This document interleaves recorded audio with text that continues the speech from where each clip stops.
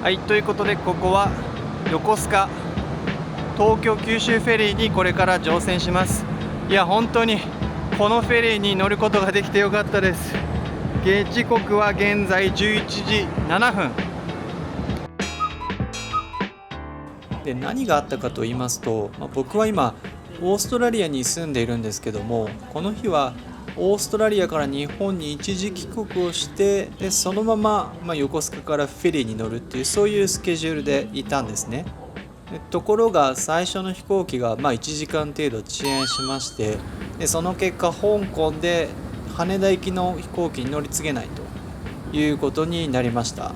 で香港から羽田行きの飛行機は朝便と夕方便の2つしかありませんので、自動的に朝便を逃した時点で、夕方便に、振り替えがされました。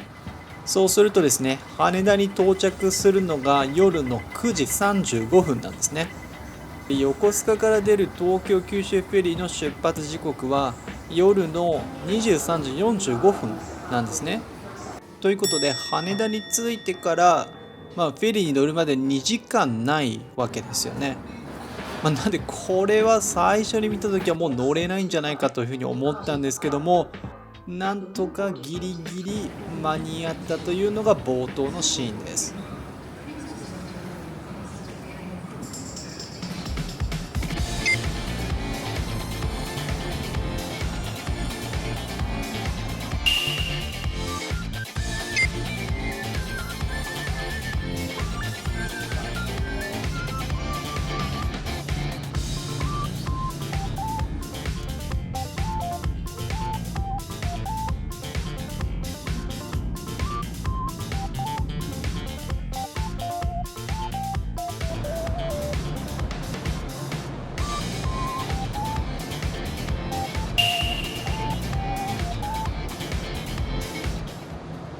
はい、中に入ると受付にはもう誰もいませんでした。とはいえ事前に送られてきている QR コードでそのまま乗船が可能です。これから横須賀を出て九州の新門司港まで約21時間の船旅です。こちらは待合室ですね。当然この時間もう人は誰もいません。売店も店じまいをしています。ということでスタッフの方に QR コードを見せ、いよいよ東京九州フェリーに乗船開始です。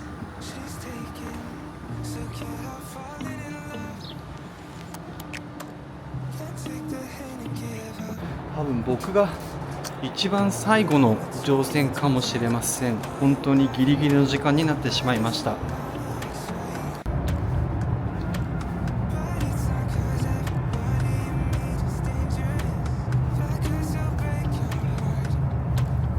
長い廊下を越えるといよいよロビーが見えてきました。はい、ロビーはこんな感じ。いやー、見た目に美しい豪華な内装になっています。これが船の中とはちょっと思えません。そんなに広くはないんですけども、十分なクオリティに見えます。ということで、まずはこの船に備わっている船室の紹介から。一番上はデラックスというクラスになっており、このクラスには専用のテラスも備わっているそうです。その次のクラスがステート、そしてその次がツーリスト S にツーリスト A という順番になっています。今回僕はツーリスト S、 シングルの個室に宿泊することになります。いや本当はチャンスがあればデラックスに泊まってみたかったんですが、あいにくこの日は満室でした。また次に乗る機会があればぜひ次は試してみたいところではあります。料金は期間によって異なっており、ハイシーズンの方が高くなる仕組みです。今回僕は期間 A に乗船することとなりました。それに加えてツーリスト S 以上のクラスの部屋を使用する場合には別途ルームチャージ料がかかってきます。これは部屋のタイプによって異なるのですが、今回僕が利用するツーリスト S の場合にはルームチャージが6000円、ということで基本運賃と合わせて合計2万円の運賃ということになります。ちなみにツーリスト A の場合にはルームチャージはかかりませんので、基本運賃のみで東京から九州まで行くことができてしまいます。ということでツーリスト S の部屋に行ってみたいと思います。今回僕が宿泊するのは5110の部屋。このように他のツーリスト S の部屋と並ぶようにお部屋が設置されています。これが5110の部屋。ここで QR コードをかざして部屋に入室します。ということで部屋に入りました。部屋はこんな感じです。机とシングルベッドが横並びになっていて、こちら側にはテレビがあります。こんな感じなので部屋の大きさ自体は実際そんなに大きくないんですけども、プライバシーが保たれているっていうのがこの部屋の特徴です。でコンセントもちゃんとあります。トイレは部屋を出てすぐの場所に一つと、こっちにも一つあります。展望浴場、こちらの時間は25時30分までということで、乗ってからも一応お風呂には入れるみたいです。大浴場露天風呂サウナは一番上の6階。ロビーもスペースにゆとりがあってゆったり広々。レストランも結構メニューが多いんですよね。ランチとそれからディナー。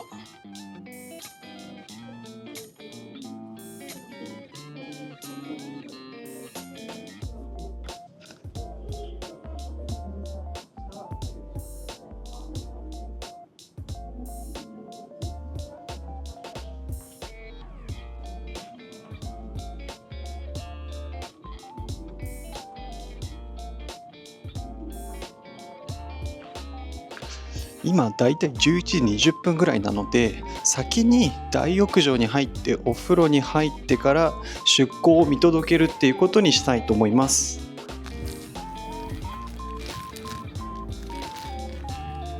衛星通信だから少し遅いかもということだったんですけども、一応電子マネーもちゃんと使えます。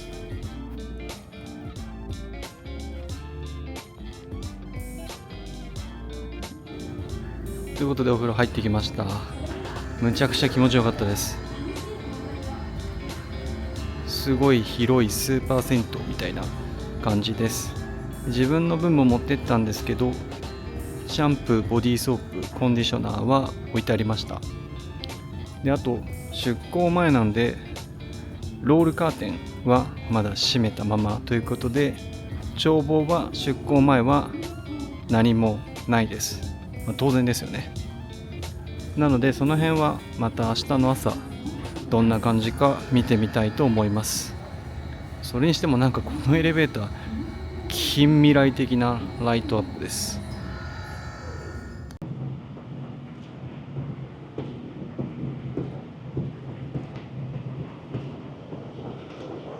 ということで23時45分、横須賀港を出発で、これから、北九州に向けて航行します。着くのは明日の夜、9時だったかな、になります。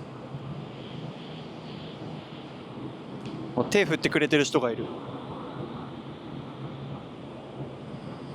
今日は5月の、中旬なんですけども、この時間外に出てても全然寒くはないですね。むしろ半袖1枚でもちょっと肌寒いかなくらいなので、まだ全然我慢はできます。多分このテラスはバーベキューをランチでやる場所と同じですね。そうするとキャパ自体は多分そんなに広くないので、抽選っていうのもうなずけるなと思います。結構競争率高いんじゃないですかね、お客さん多かったら。もうお風呂にも入ってさっぱりしましたし、出航も見届けたので、夜一杯やって今日は寝たいと思います。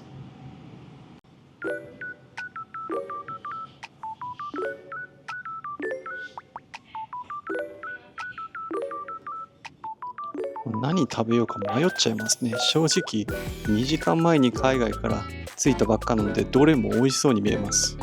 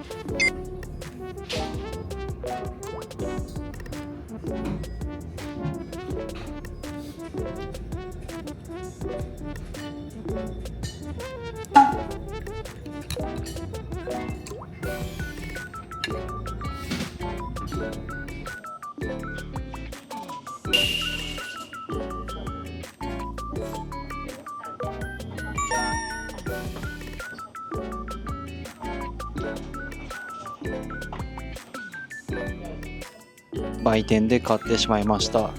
こちらはつまみ。ちなみにレストランは現金かクレジットカードのみで IC 系の、支払いはできないです。売店は一応できます。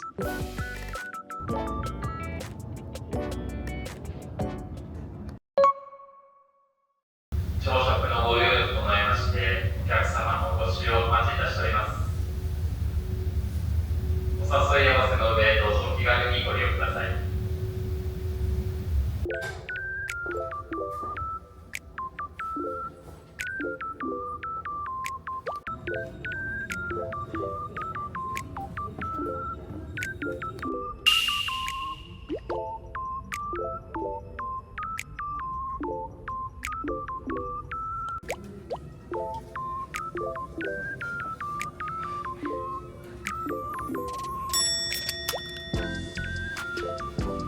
朝ごはんは朝9時まで、8時から9時の1時間ということで、来た時にはもう終わってました。ということで次にレストランが開くのは3時間後の昼12時から、そしてこちらも営業時間は1時間のみです。とはいえショップは24時間開いてるみたいなので、そちらで何かないか探したいと思います。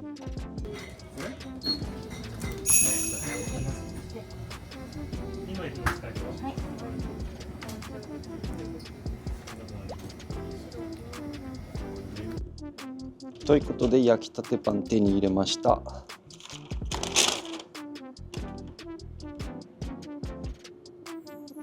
これ船の中で焼いてると思えないちゃんとしたクロワッサンです。そして自販機のコーヒー、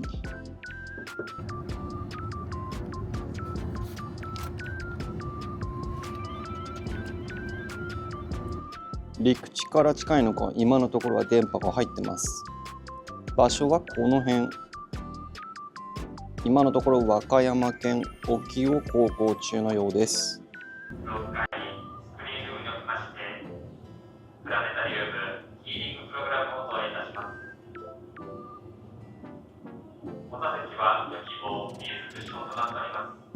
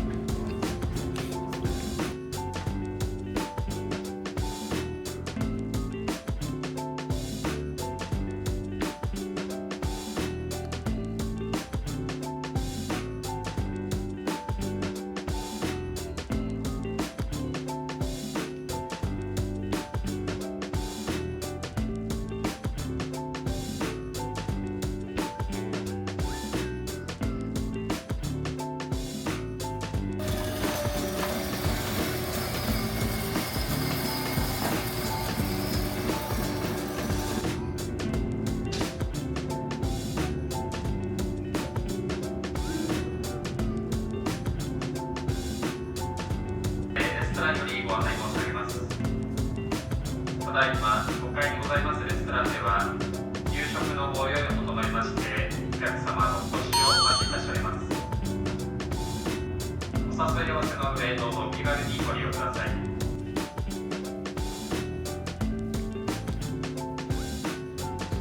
ディナーもですね、かなり種類が多いんですよね。いや、これはまた何を頼もうか迷ってしまいます。とりあえずは風呂上がりの一杯から始めたいと思います。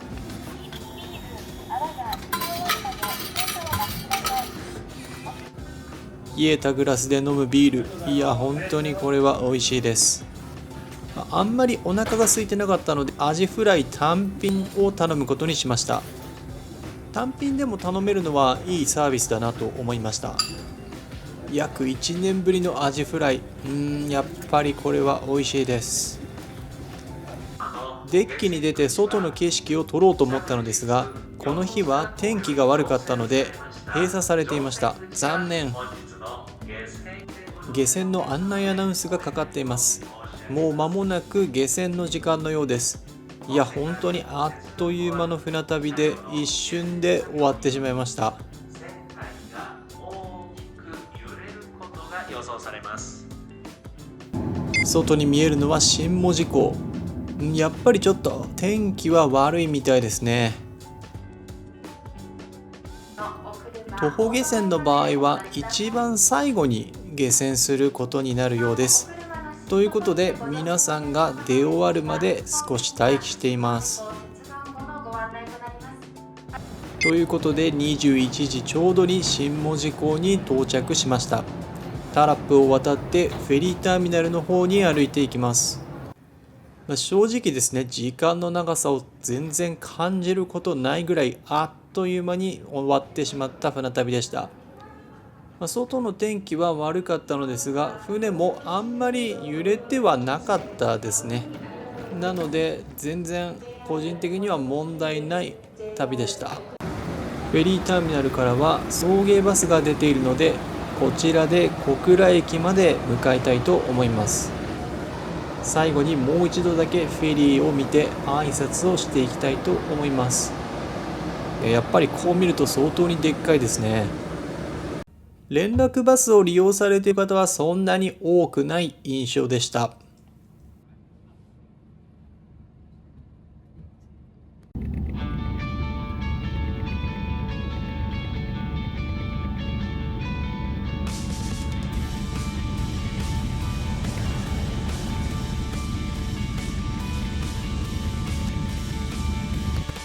ということで小倉駅に到着しました。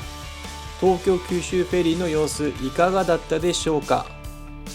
これからも旅系の動画を出していきます。